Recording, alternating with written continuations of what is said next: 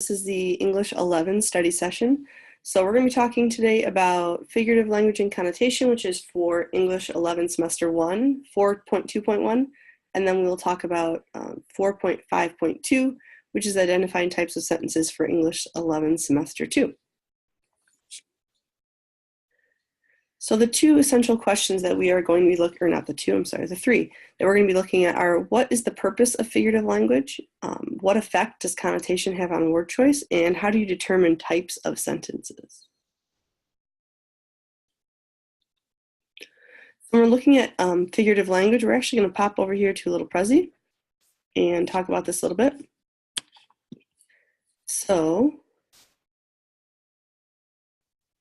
the first type of figurative language that we're going to talk about is alliteration.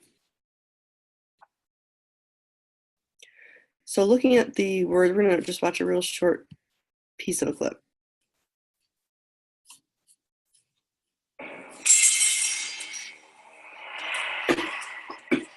can assure you, I mean you no harm. Who are you? Who is but the form following the function of what, and what I am is a man in a mask. I can see that. Of course you can. I'm not questioning your powers of observation. I'm merely remarking upon the paradox of asking a masked man who he is. On this most auspicious of nights, permit me then, in lieu of the more commonplace sobriquet, to suggest the character of this tremendous persona. Voila! In view, a humble vaudevillian veteran, cast vicariously as both victim and villain by the vicissitudes of fate. Its visage, no mere veneer of vanity, is a vestige of the vox populi, now vacant and vanished. However, this valorous visitation of a bygone vexation stands vivified, and has vowed to vanquish these venal and villain vermin, vanguarding vice and vouchsafing the violently vicious and voracious violation of Philistine. Okay, so when we're looking at that video, we see this is an example of alliteration. And alliteration is when you have words that start with the same letter repeated. So using the same sound or the same letter at the beginning of words in a sentence or a poem. So looking at some examples of sound, we're actually going to stop that. We're not going to skip that there. Looking at onomatopoeia. So onomatopoeia is something we're going to look at in these videos and see if we can figure out what that actually means.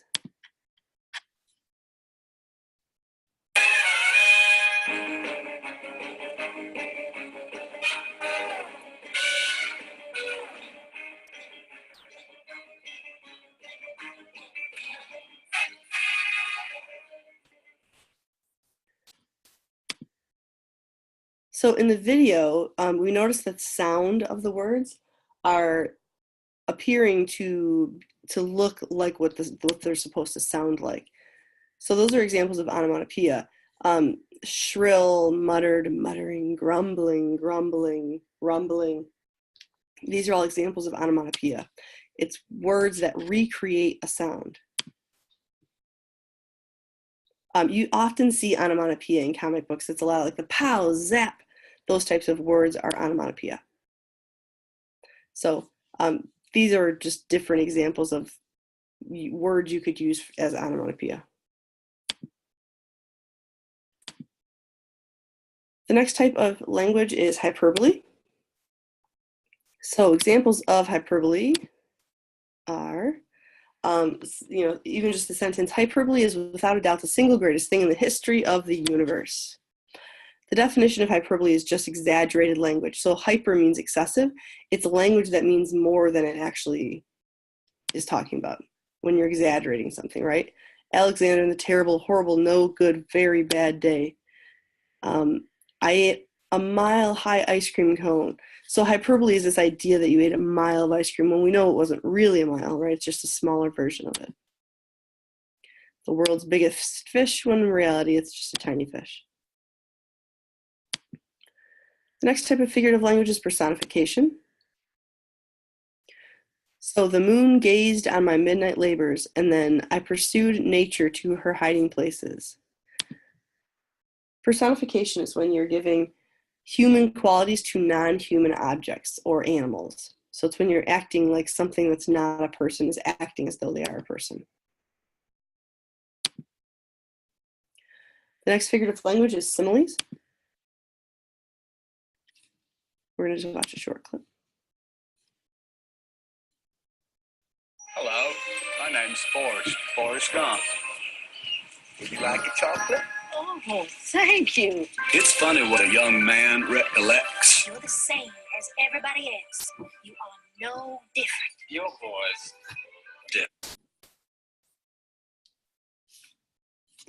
I'm sorry, I forgot this is the long clip. We're going to skip the clip because there's a list of the similes that he uses when he's in that clip. So looking at some of these, and if you've seen Forrest Gump, you probably recognize a lot of these. Stupid is as stupid does. We was like peas and carrots. I can run like the wind blows. Life is like a box of chocolates. So similes are when you're comparing something, right? So the things in purple are when the evening is spread out against the sky like a patient, right? So the evening is like a patient. So it's comparing two things. You're using the words like or as when you're comparing them. And that's a really important distinction, because if you don't use the two words like and as, you are doing a metaphor. So a metaphor is also comparing two things by saying something is the other. You're not using the words like or as if you're using a metaphor. So it can be a comparison of two things. It can be a statement that one thing is the other, or it can be an indirect suggestion of a similarity. So the greater part of the untested men appeared quiet and absorbed. They were going to look at the war and the red animal, the blood-swollen god. So they're calling war a red animal, a blood-swollen god, but they're not saying it's like that. They're just saying that it is that. We're going to skip over Elvis there. Okay, so we've talked about figurative language, and we're going to pop over to connotation and denotation now and talk about what those mean.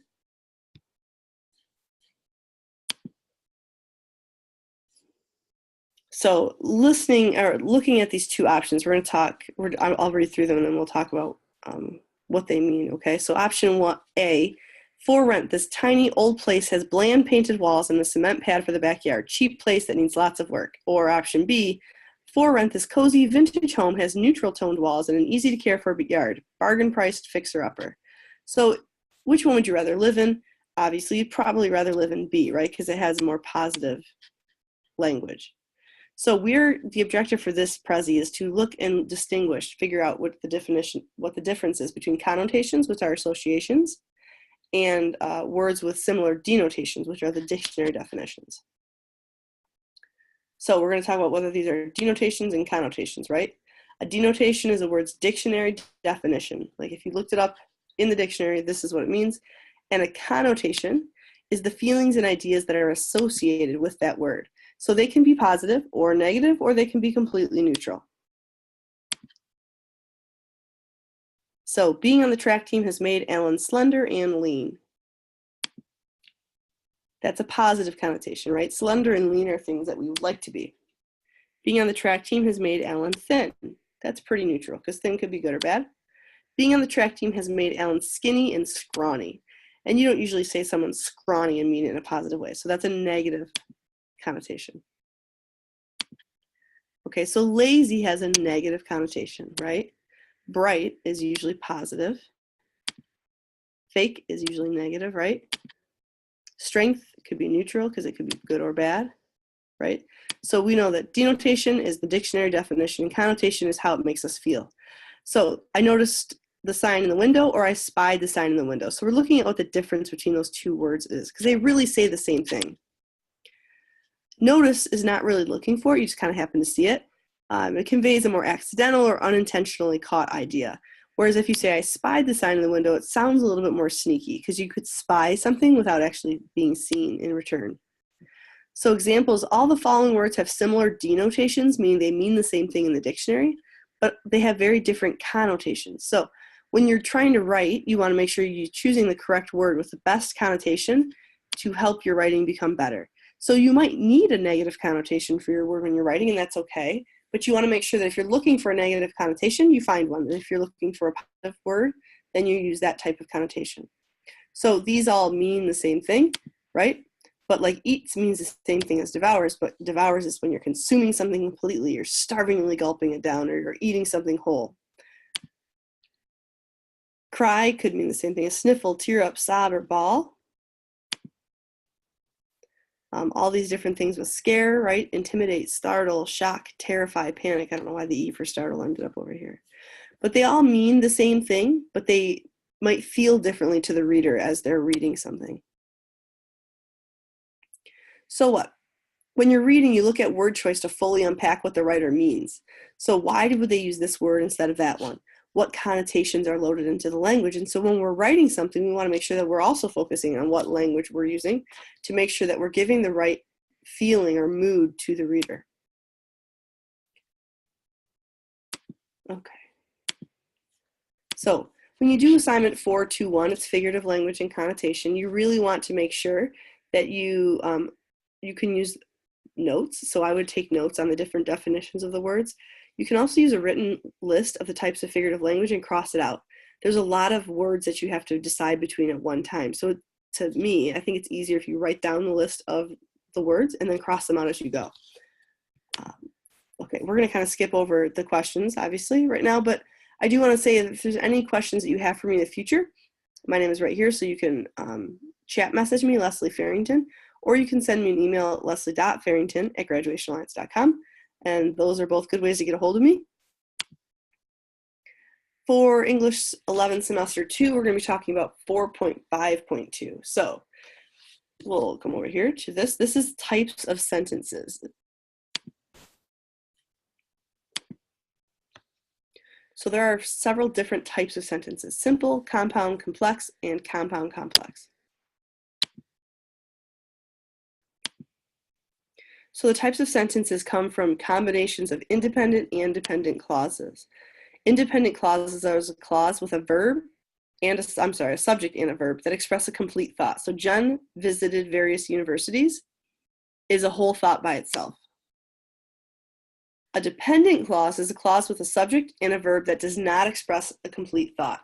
So it's often marked by dependent word markers such as after, when, that, while, or because. So when Jen visited various universities, ... because it's not complete. While Jen is trying to figure out her university choice, ... because again, it's not a complete sentence by itself. Types of sentences. So the first type is simple sentences. A sentence with one independent clause and no dependent clauses with it. Rob wants to go to Queen's University. They can have compound words or phrases such as multiple subjects, objects, or verbs. So Mark and Susie went to university together. Brooke cannot decide between Queen's University or Western University. Jacob visited McMaster and learned more about the program. Those are all fine. Compound sentences is a sentence with multiple independent clauses and no dependent clauses. So it often combined with comma and a coordinating conjunction such as and, but, or, so. Teresa loves the campus life at Western, and Tom loves the business program. You can see that that and in the middle. If you took the and out and put a period instead of a comma, those would be two separate sentences. Mr. Simpson thinks that the Camilla should pursue English, comma, and her parents agree. Again, if you took out the comma and the and, those would stand by themselves. Complex sentences. It's a sentence with one independent clause and at least one dependent clause. After Faith visited Concordia University, she decided it was the perfect fit. So this is a dependent clause, right? After Faith visited Concordia University, and then she decided it was the perfect fit is an independent. It's a simple independent clause. So the other example, sorry, I can't get rid of this box. Ian couldn't believe the size of his lecture halls when he saw them. Well, sorry about that. Compound complex sentences, a sentence with multiple independent clauses and at least one dependent clause. Sabrina wants to join the soccer team and Kathy wants to join the swimming team, although they are both worried they won't see each other enough. Or while her mother is worried sick, Carolyn can't wait to get out of the house and she can almost taste her freedom. So this is combining the different types of sentences. You have multiple independent clauses, right? With a dependent clause added in there. So we're going to go through and test our knowledge now and see if we can figure out what these types of sentences are. So question 1, Juliet asked her guidance counselor about scholarships, and she told Juliet about many different options. So number 1, see if you can figure it out before I click it, is a compound sentence. Question 2, Jessica's parents gave her a dog when she was 14, and now she wants to bring it to the university with her.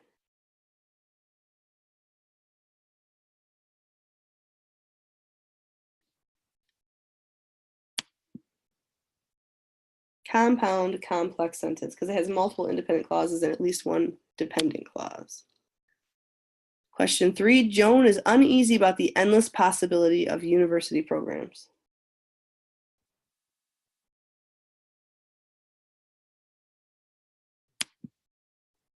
That's a simple sentence. It's just one independent clause.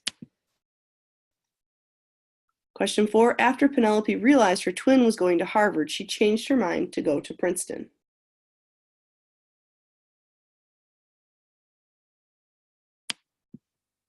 That's a complex because it has an independent and a dependent clause. The last one, all of the grade 12s at St. Clement's School are working hard to apply to university, and they are excited to receive acceptances from universities.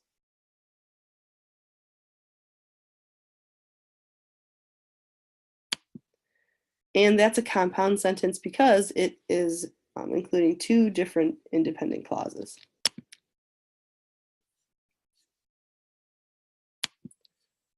All right, so you're going to have to establish which types of sentences you're reading when you do this assignment. So my advice would be to take notes on the sentence types. I would write down what the names of them are and then write down the parts, the clauses that go with them so that it's easier for you to figure out as you're going which types of sentences you're looking at. All right, so again, if you have any questions, my name is Leslie Farrington. I teach in Michigan, so I'm usually online about 7 or 8 o'clock at night until like 10 or 11 o'clock at night. Michigan time, which is Eastern Standard Time. You can always send me a chat message during the day, which I won't probably get to till night. If you email me, I'll try to get to you sooner than that if I have time in my lunch break or right after school. So you can email me again at leslie.farrington@graduationalliance.com. So please feel free to email me with any questions. I teach English 10, 11, and 12. So any of those different classes I would be happy to help you with. Thank you for being here tonight. Bye.